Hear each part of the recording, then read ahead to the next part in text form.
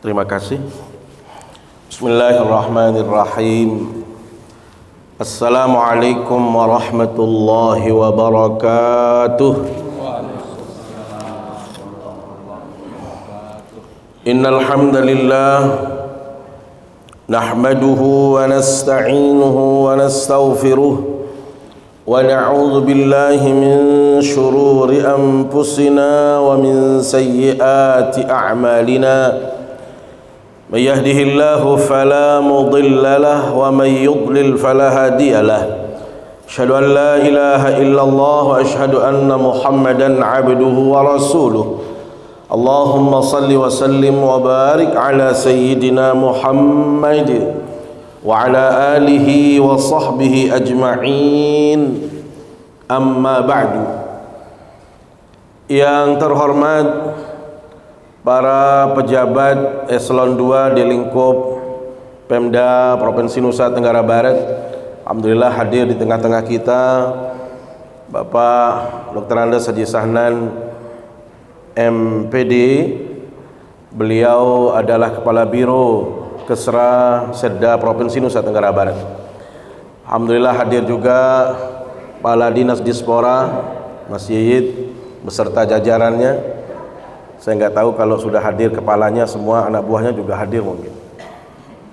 Oh, hadir semua. Alhamdulillah, mewakili 5 katanya. 5 sana 5 sini. Para pejabat yang mohon maaf yang tidak bisa sebut satu persatu. Singkatnya, hadirin hadirat jamaah imtak yang dimuliakan Allah Subhanahu wa taala. Mengawali kegiatan imtak kita di pagi hari yang penuh berkah ini, izinkan tiang mengajak kita semua untuk selalu bersyukur kehadirat Allah Subhanahu wa taala.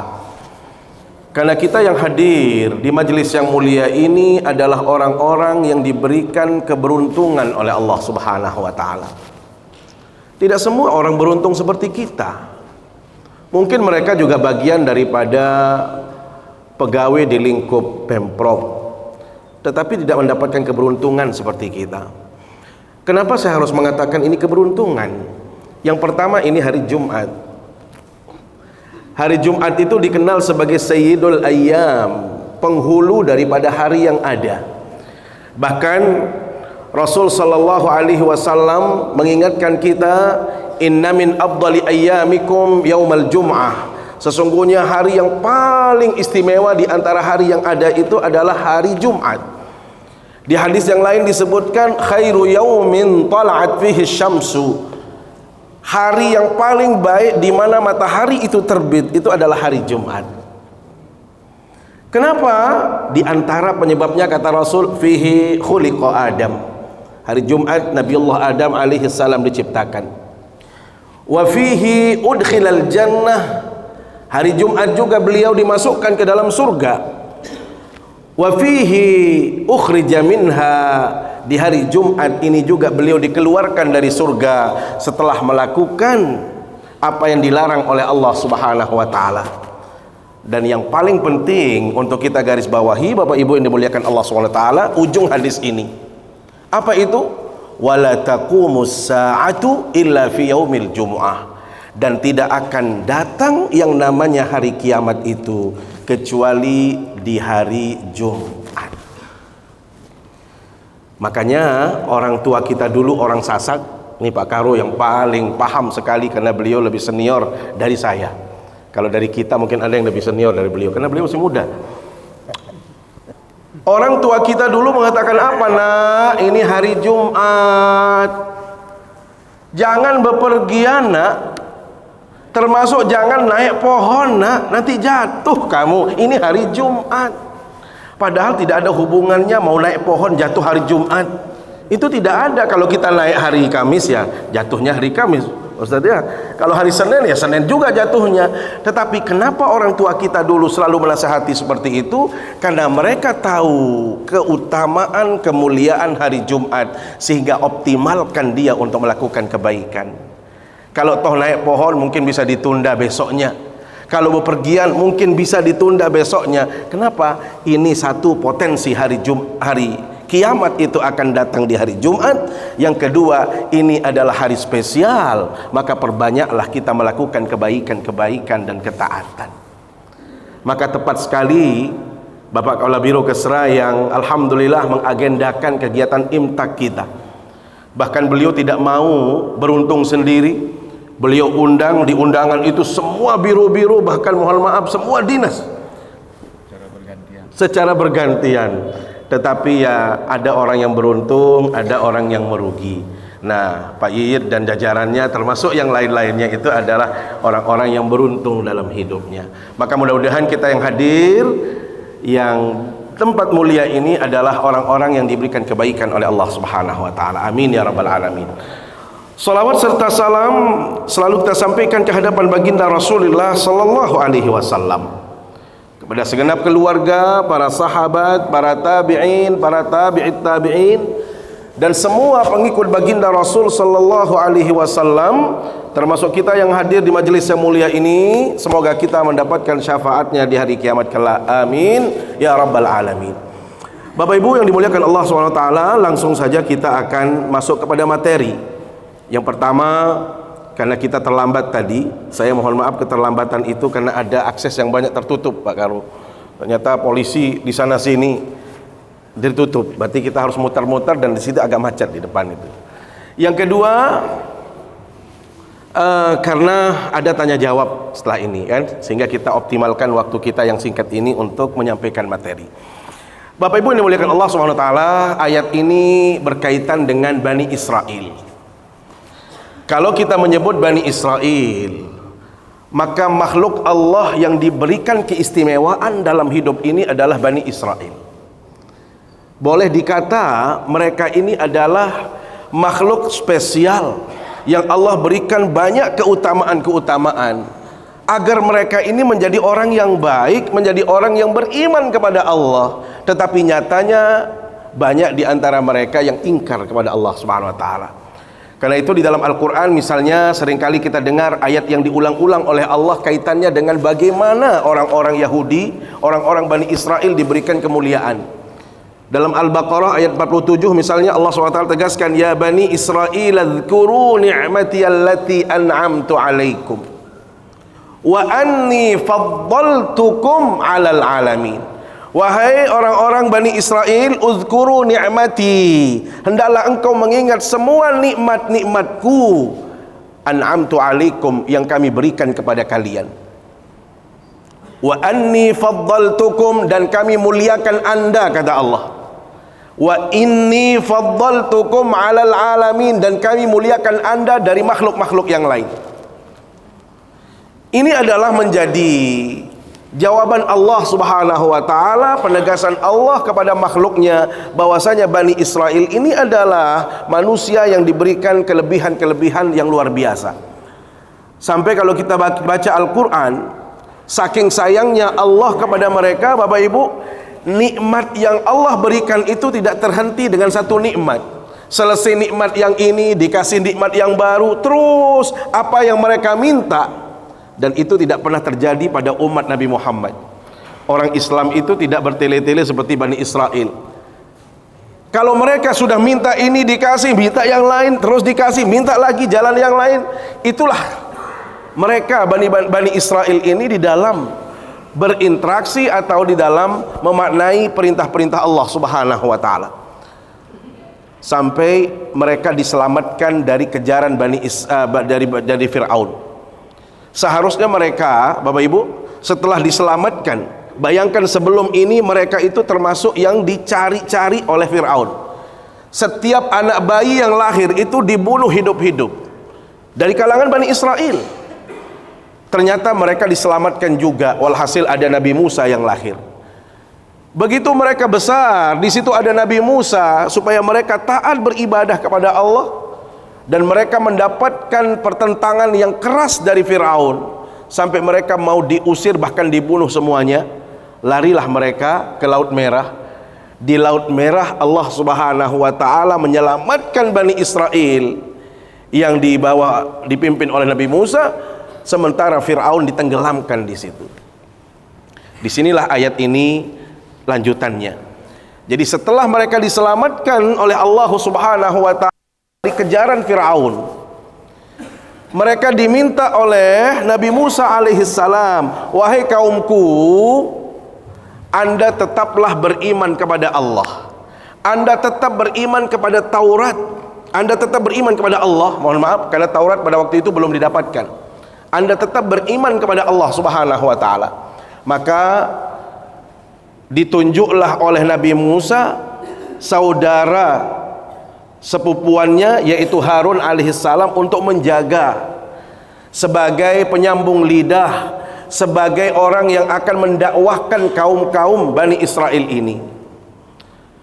Berangkatlah Nabi Musa atas perintah Allah untuk mendapatkan wahyu di Tur Sina.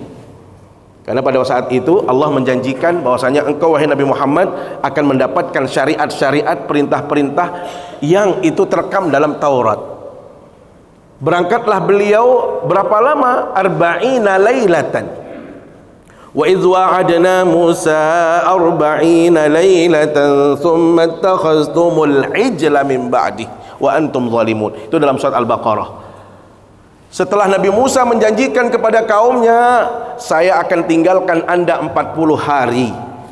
Dalam riwayat disebutkan 40 hari 40 malam, ya, karena kalau dalam Islam itu kan malamnya yang dihitung. Pergantian hari itu dilakukan dari sore hari menuju pagi hari.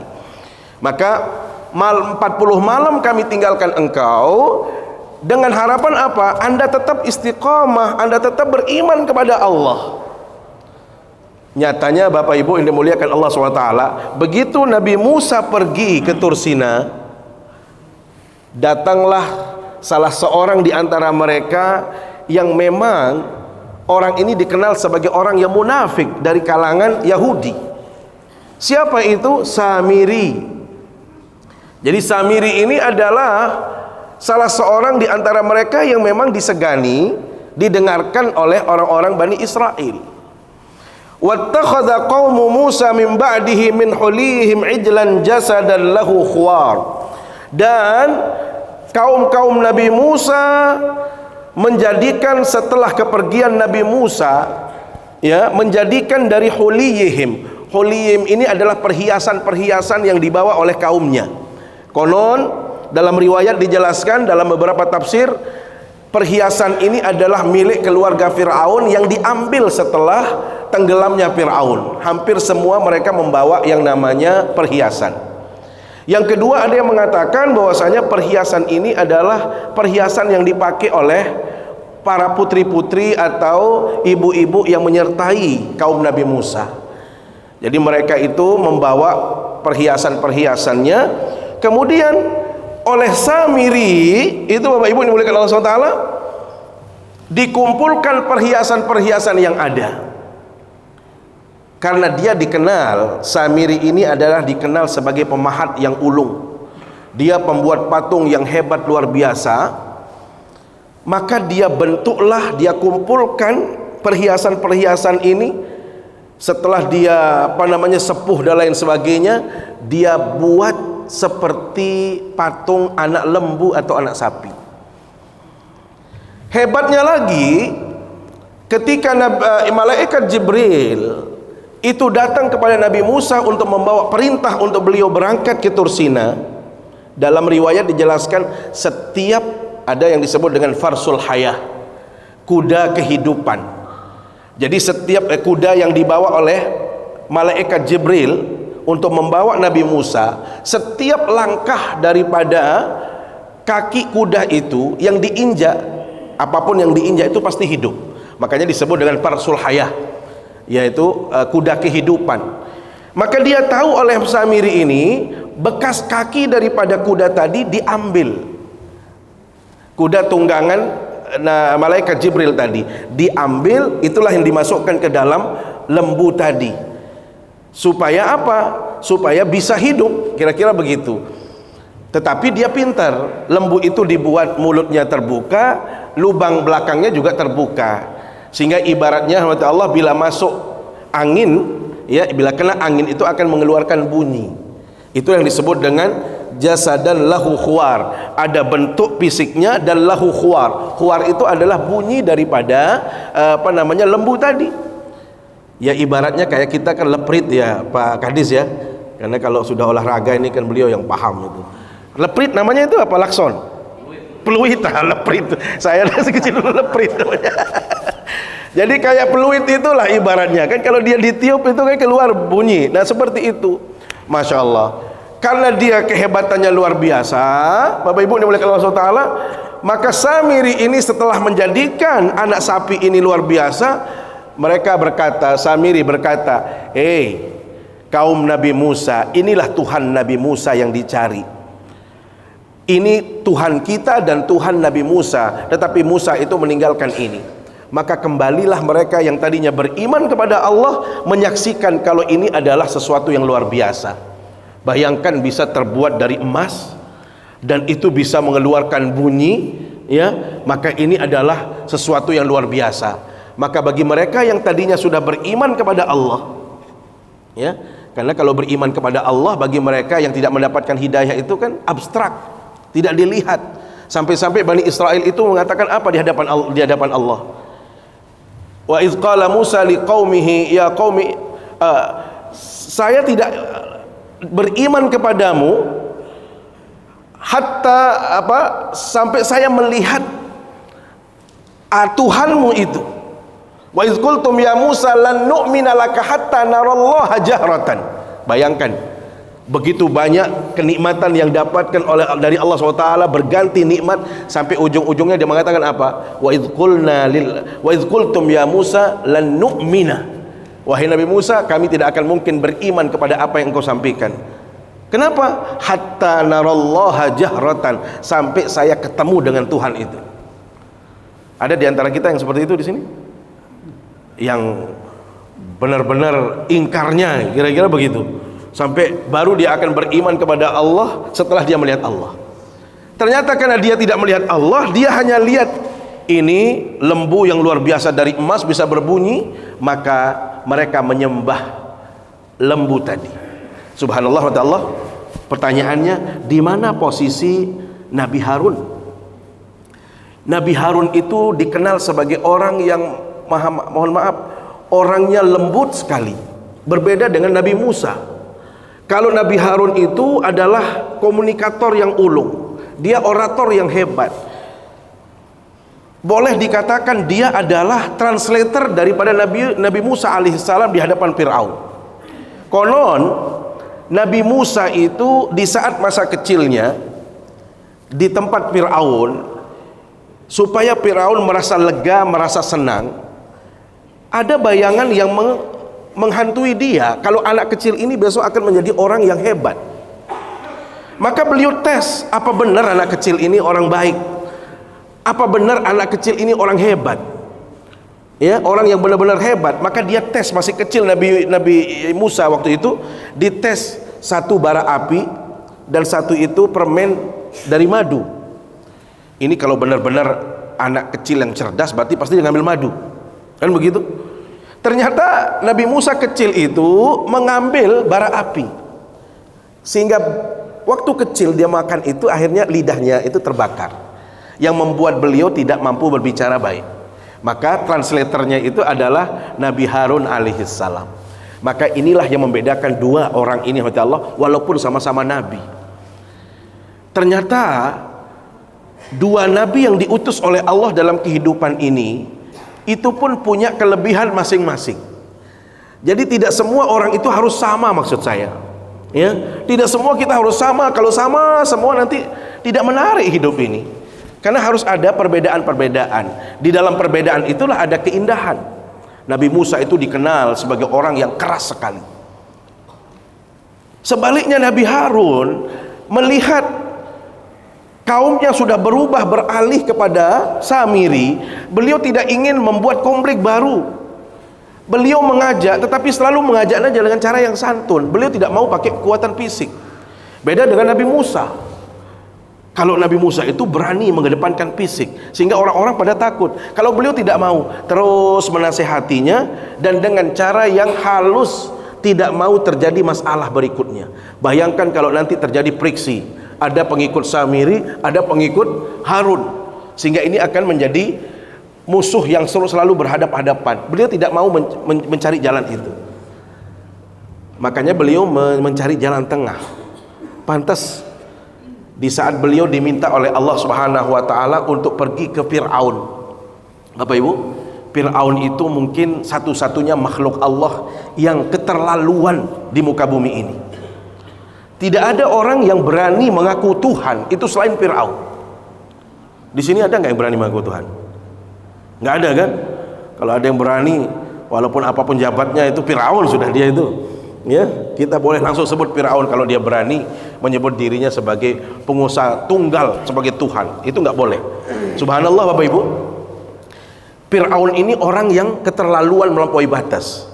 Tetapi Allah mengutus dua nabi yang luar biasa. Musa dan Harun itu diutus ke Firaun. Pesan Allah itu apa? Ini yang luar biasa Bapak Ibu. Idhaba ila fir'auna innahu tagha faqula lahu qawlan layyina la'allahu yatadhakkaru aw yakhsha. Dua nabiku, kata Allah, Musa dan Harun, kamu datangi Firaun, berangkatlah ke Firaun.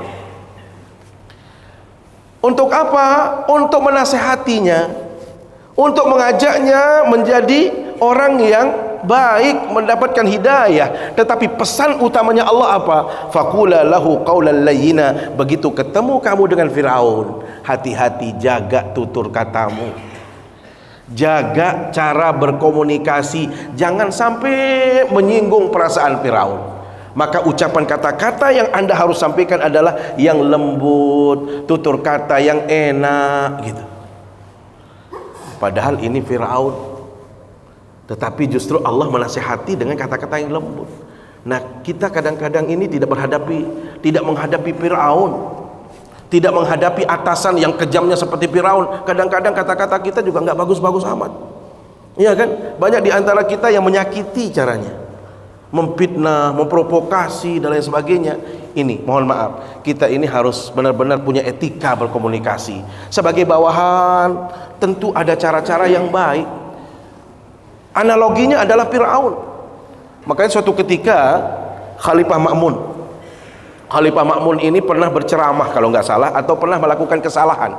Namanya raja, ya, sama dengan pejabat. Pejabat itu peluang untuk melakukan kebaikan juga banyak, tetapi karena dia manusia, terkadang dia ada lupa dan keliru. Maka dinasehati oleh seorang ustadz, yang pada waktu itu ustadz itu tidak simpatik cara mengingatkannya Bapak Ibu. Menyinggunglah perasaan Khalifah Ma'mun, sampai-sampai beliau membentaknya dengan mengatakan apa?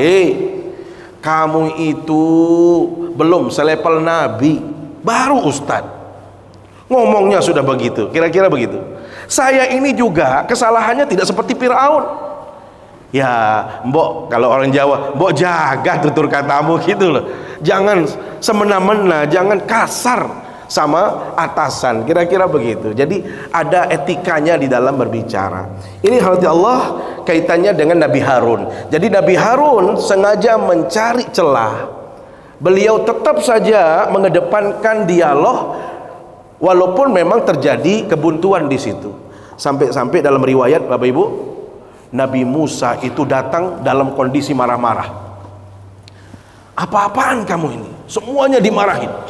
Tipologi Nabi Musa yang temperamen itu membuat semua orang kalap. Sampai janggutnya, mohon maaf, janggutnya Nabi Harun itu dipegang. Saking hebatnya Pak Harun, yang mana yang dipegang itu langsung berubah warna Pak. Jadi kan tadinya hitam, yang dipegang ini langsung jadi putih semua. Pak Karun ada nggak jenggotnya? Oh enggak, kalau dia putih langsung dipegang jadi hitam maksudnya. Itu tambah muda lagi kira-kira gitu. Masya Allah, saking marahnya itu dipegang ini, ditarik habis sama Nabi. Apa kerjaan kamu Harun? Saya sudah amanahkan untuk dijelaskan. Ya, ini kita mencari kemaslahatan daripada. Walhasil, Bapak Ibu yang dimuliakan Allah SWT, apa yang ini sebelum kita kesini, apa yang dijelaskan dalam Al-Quran? Alam yaru annahu la yukallimuhum wa la yahdihim sabila. Apakah mereka tidak tahu kalau anak lembu itu kan tidak bisa berbicara? juga tidak akan bisa memberikan petunjuk. Maka inilah yang disebut dengan orang-orang zalim, Bapak Ibu. Jadi zalim itu tingkatannya banyak. Zalim yang paling besar, yang paling keras itu adalah kesyirikan. Inna syirka la zulmun azim. Itu dalam surat Luqman. Sesungguhnya syirik itu adalah merupakan kezaliman yang sangat besar. Zalim juga bisa bermakna kita melakukan dosa. Jadi kalau kita misalnya sering jangan zalimin orang dong, kan begitu? Jangan zalimin artinya jangan kita mungkin berbuat dosa terhadap orang, baik itu dengan mencaci maki, menyebut kesalahan atau kejelekan dan lain sebagainya. Itu juga bagian daripada kezaliman. Sehingga zalim itu ada tingkat-tingkatannya. Ada zalim yang mohon maaf tinggi sekali dan itu dosa besar, yaitu kesyirikan. Ada zalim yang dalam konteks dosa-dosa kecil. Ya, kalau kita mungkin karena sudah terbiasa melakukan dosa, ya nggak dosa, bisa dikatakan nggak dosa, dibanding ulama-ulama yang zuhud, yang dikenal orangnya tidak pernah melakukan dosa, maka yang kecil pun jadi dosa. Saya kasih contoh. Dulu di zaman Nabi SAW atau zaman sahabat, terutama para perawi hadis, mereka-mereka yang meriwayatkan hadis, kalau terbiasa di masyarakat atau terbiasa dia menggunakan songkok misalnya, ya, dia terbiasa pakai songkok. Sekali dilihat oleh sahabat tidak gunakan songkok, maka dia sudah melakukan kezoliman, sehingga hadisnya nggak diterima, Pak.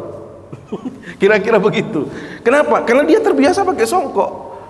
Nah, ini kan bagi dia dosa. Kalau kita kan biasa, saya nggak, nih Pak Yid, nggak dosa ini kan.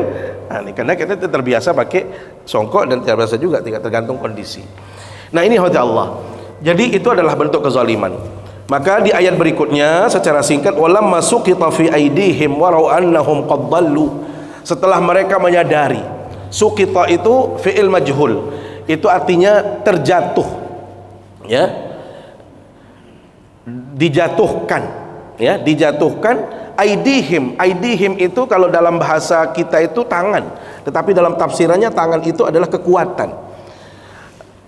Artinya apa? Setelah kekuatannya melemah, menyadari dirinya salah, bahwasanya apa yang dilakukan dengan menyembah anak lembu itu adalah satu keliruan yang besar, maka mereka berdoa kepada Allah Subhanahu wa taala, qalu la illam yarhamna.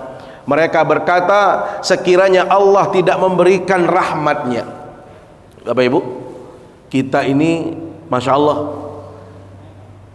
jangan pernah kita melupakan rahmat Allah. Rahmat Allah lah yang membuat kita seperti ini. Bahkan sampai hari kiamat kelak, seseorang itu dalam riwayat akan masuk surga itu bukan karena amalannya, tetapi bagaimana Allah Subhanahu wa taala memberikan rahmatnya. Karena itu kalau kita melihat di dalam hadis, rahmat yang Allah turunkan di dunia ini baru 1 dari 100. Ya. Innalillahi mi'ata rahmatin. Allah itu punya 100 rahmat. Fa amsaka tis'atan wa tis'in wa anzala wahidah. 99-nya itu Allah tangguhkan, ya, tidak diturunkan ke bumi ini. Yang diturunkan oleh Allah itu adalah rahmatan wahidah, satu rahmat. Dengan itu, dengan yang satu itu, apa yang terjadi kemudian? Disitulah kita lihat burung begitu cinta kepada anak-anaknya, hewan-hewanan begitu mencintai keturunannya dan lain sebagainya. Dengan satu rahmat yang membuat kita saling mencintai saat ini adalah satu rahmat Allah. Bisa dibayangkan kalau 100 rahmat Allah. Maka apa kata Allah SWT? La tai'asu min rauhillah. Jangan pernah kita berputus asa dari rahmat Allah. Ini kadang-kadang kita baru dapat masalah sedikit saja, ya, sudah mau bunuh diri, ya, baru diputusin pacar, kalau punya pacar, baik, itu sudah kayaknya dunia gelap sekali. Jangan, ini baru satu rahmat saja kita sudah seperti ini baiknya. Maka kita berharap bahwasanya di situ ada rahmat-rahmat Allah yang akan diturunkan kepada kita semua. Maka inilah yang disebut lau ila illam yarhamna Rabbuna, kalau Allah tidak memberikan rahmat kepada kami, wa yaghfir lana lanakunanna minal khasirin, dan tidak memberikan ampunan kepada kita semua, maka kita tergolong orang-orang yang merugi dalam hidup ini. Maka bergegaslah kita mencari rahmat Allah, bergegaslah kita mencari maghfirahnya Allah Subhanahu wa taala. Caranya bagaimana? Ya tentu kalau kita orang Islam sudah ada petunjuknya, ada tata caranya, ya. Jangan keliru. Ini kadang-kadang ini kita di zaman saat ini yang mohon maaf, tapi syukurnya tidak ada di Lombok pengikut Gupron itu Pak Karu, Mama Gupron. Yang apa katanya Ustaz? Ada yang yang bisa bicara dengan semua video call sama Tuhan sama macam itu. Ya Allah, saya bilang untung kita punya mindset orang-orang Sasak ini bagus. Beragamanya itu masih menggunakan logika, Pak. Saya tidak bayangkan kalau Mas Yeyit ini tinggal di Jawa.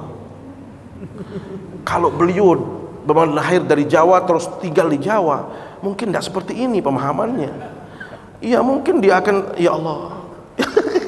Tapi di sini Masya Allah mindset kita masih waras, Pak. Nggak ada orang yang kalau sekarang orang membicarakan tentang Habib, kita biasa, Tuan Guru pun biasa gitu, ya, nggak ada masalah. Kalau di sana itu seperti Mama Gupron, yang tidak logis saja pengikutnya banyak, Pak. Pengikutnya banyak itu, sampai-sampai pejabat-pejabat itu pun turun tangan, Pak. Bayangkan bisa berbicara dengan orang yang mati, bicara dengan malaikat, mesan apapun dia bisa sama malaikat, bisa merubah air ini jadi air Zam-Zam. Itu hebatnya Mama Gupron.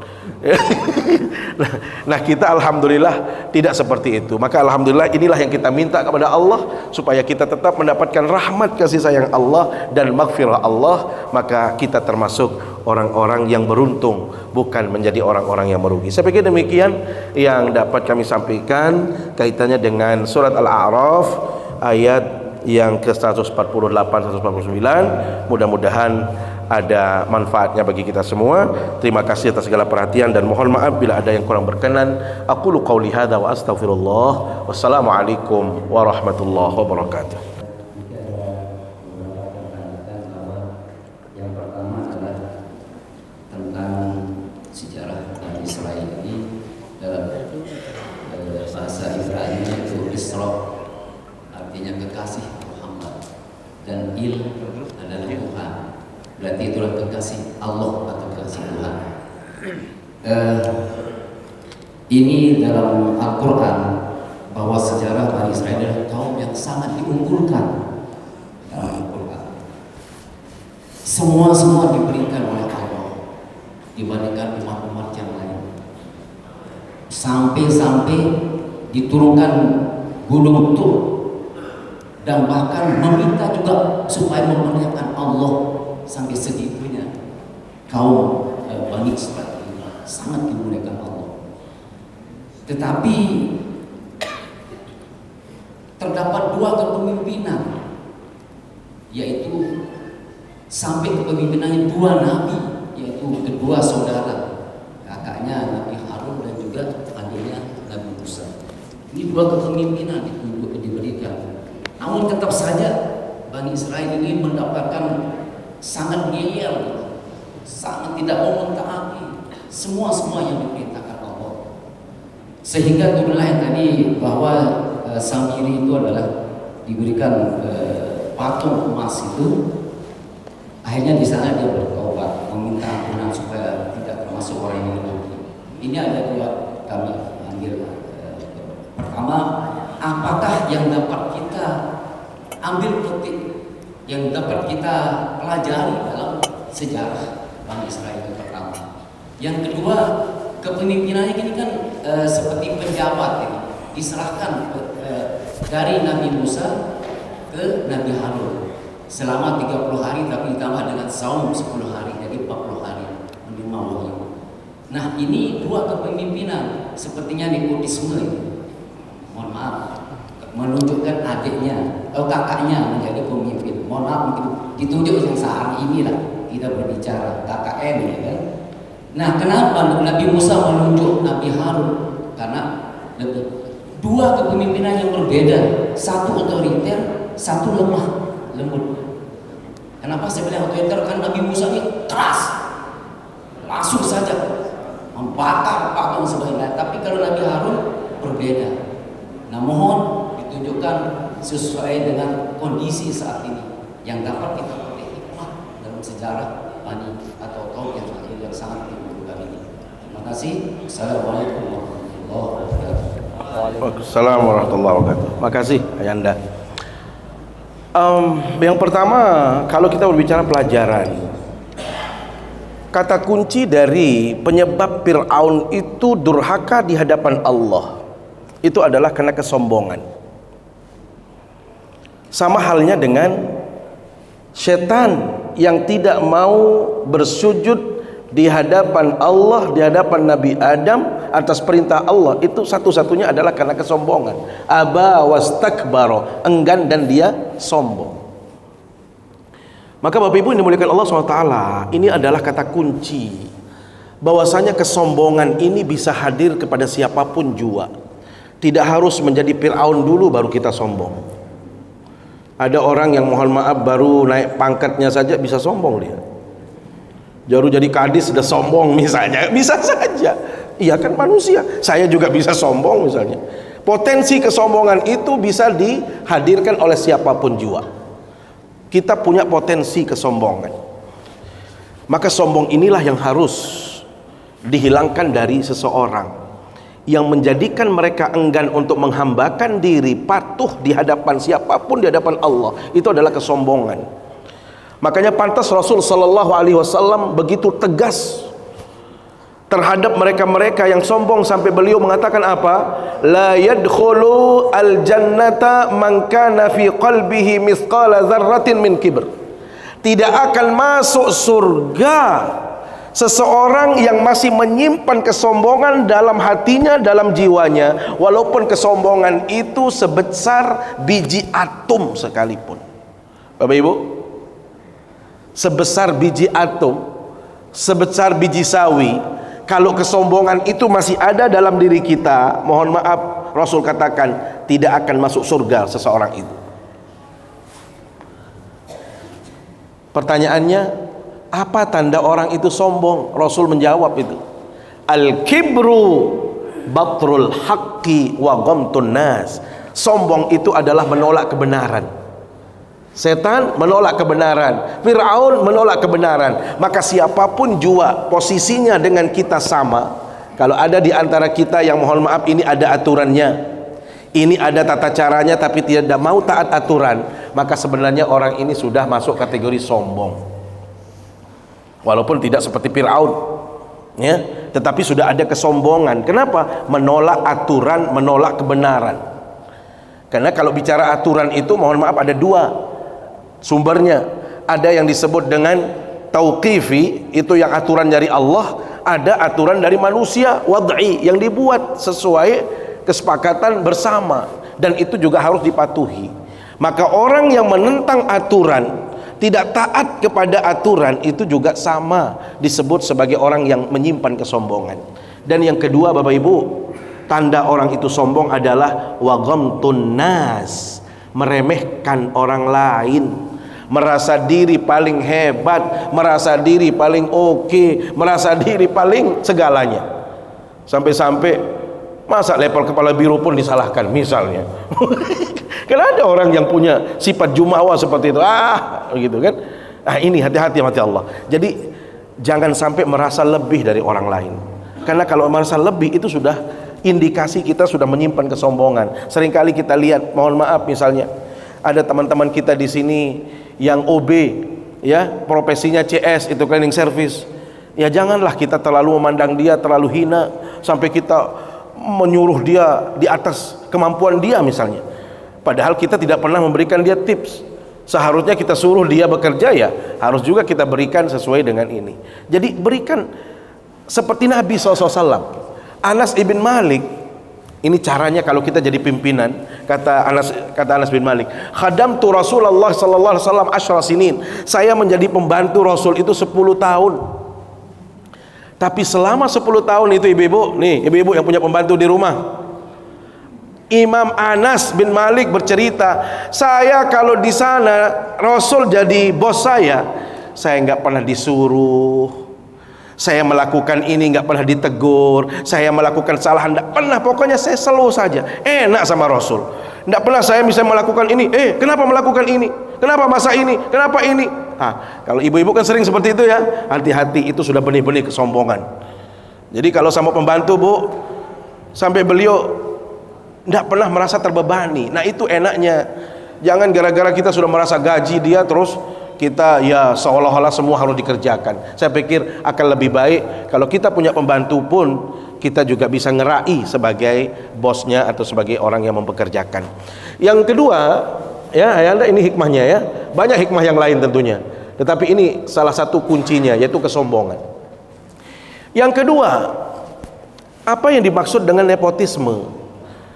Dan bagaimana hikmah daripada dihadirkannya dua orang yang berbeda? Mohon maaf, kita ini diciptakan karena perbedaan. Ya, ada laki dan perempuan itu berbeda apa tidak? Itulah hikmahnya. Jadi dengan perbedaan itulah lahir beragam nilai-nilai kebaikan. Sehingga dengan perbedaan itu kita harus saling merangkul, kita harus saling menguatkan, harus saling memberi, saling mencintai dan lain sebagainya. Ya, jadi harus berbeda. Termasuk karakter Nabi Musa dengan Harun. Kalau dua-duanya keras, ya, berat juga dalam hidup ini. Jadi kita memang diciptakan seperti itu, berpasang-pasangan. Lemah, lembut, itu lawannya keras. Ya, laki perempuan, hitam putih, itu semua itu adalah hikmah. Jadi kalau tadi ditanya kenapa diutus orang yang berbeda, hikmahnya adalah supaya terjadi keberlangsungan ya dalam kehidupan ini. Karena kita juga tidak bisa selamanya akan dibawa dengan kekerasan. Ya, seseorang itu juga ada waktunya dia mencintai yang namanya kemahalembutan ya, atau lemah lembut dan lain sebagainya. Ini yang pertama. Kemudian yang kedua, kaitannya dengan nepotisme. Nepotisme itu ada yang dilarang dan ada yang dibolehkan. Jadi tidak semuanya nepotisme itu dilarang. Kalau dalam konteks Nabi Musa tadi, ini tidak nepotisme yang dibolehkan. Alasannya apa? Karena tidak ada orang yang pintar atau yang paham agama selain beliau. Jadi yang cakep, yang punya keahlian itu tidak ada. Kalau diserahkan kepada orang lain akan lebih berbahaya. Maka beliau nepotisme, taruhlah seperti itu bahasa kitanya, karena beliau adalah ahli di bidang itu. Maka hal yang sama dengan kita, mohon maaf. Kalau ada di antara kita mengikuti fit and proper test, nilainya sama Pak, tetapi ini ada hubungannya dengan ini. Kalau dia menangkan ini boleh Pak, asal nilainya sama, pinternya sama. Atau mohon maaf dia paling pintar misalnya, ya harus. Atau pinternya sama sekalipun dia mendapatkan ini. Itulah yang disebut dalam agama dengan istilah fadlullah, keutamaan. Sama halnya dengan orang-orang ini muhajirin dan ansar ya. Ini sedikit saja. Di saat orang-orang muhajirin ini kan orang-orang yang miskin-miskin semua. Mereka ini datang kepada Rasul, ya Rasul ajarkan saya amalan supaya saya bisa kejar orang-orang kaya itu dari sisi amalan, supaya sama pahala saya sama orang-orang kaya itu. Kalau orang kaya kan enak, dia bisa bersedekah, dia bisa berinfak. Nah kami ini kan tidak bisa ya Rasul. Apa kata Rasul? Ya udah, karena anda ini miskin, caranya adalah banyak-banyak bertasbih, banyak-banyak bertahmid, banyak-banyak bertakbir, banyak-banyak bertahlil zikir. Begitu dia amalkan ini sama orang-orang muhajirin yang miskin, dia dengar juga orang-orang kaya juga melakukan yang sama, bertasbih juga, bertakbir juga, bertahmid juga. Ya Rasul, kok bisa begini jadinya? Kok kita ini disuruh bertasbih untuk mengejar pahala dia? Orang kaya itu juga bertasbih. Apa kata Allah? Dzalika fadlullah yu'tihi may yasha. Itu adalah keutamaan yang Allah berikan kepada yang dikehendaki. Jadi nggak bisa kita kejar semua. Kalau semua kita jadi kepala biro nanti nggak ada kanda saya ini di situ kan begitu. Jadi harus satu kira-kira. Jadi kalaupun amalannya sama, ya itu namanya fadlullah. Allah yang memberikan keutamaan, kemuliaan, keistimewaan kepada orang tertentu. Wallahu a'lam bishawab.